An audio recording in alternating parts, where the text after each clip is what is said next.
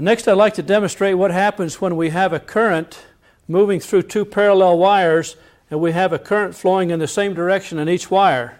For example, here I have a battery bank and I have current leaving this terminal flowing through the circuit into this end of this double wire. So part of the current will go through this orange wire and part of the current will go through this orange wire. So I have a current in this wire at the same time I have a current in this wire, and then it gets together again, goes back around through the circuit.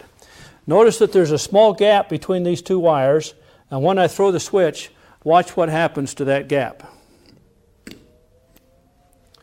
The wires get pulled together, and that happens when we have parallel wires with currents each in the same direction, or that is current in each wire in the same direction.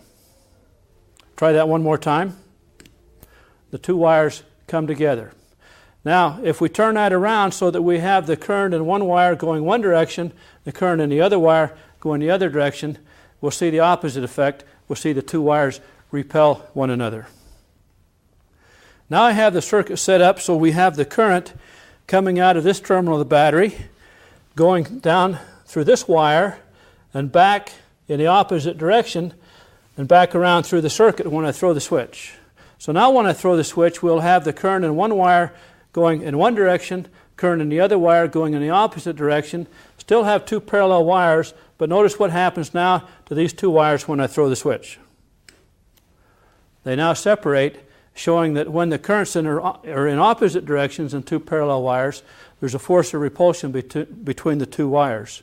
We can understand that in terms of the nature of the magnetic force and also the magnetic field. A charged particle moving through a magnetic field will experience a magnetic force. We can think of one of these wires as being the source of the magnetic field and the other wire having charged particles moving through that magnetic field experiencing a magnetic force.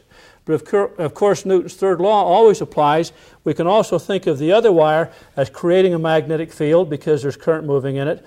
And the other wire, the original wire then, will have a current flowing through a magnetic field experiencing a magnetic force. So the magnetic force between two wires is due to the magnetic field created by one wire and the current in the other wire moving through that magnetic field experiencing that magnetic force. Moving charges in a magnetic field experience a magnetic force.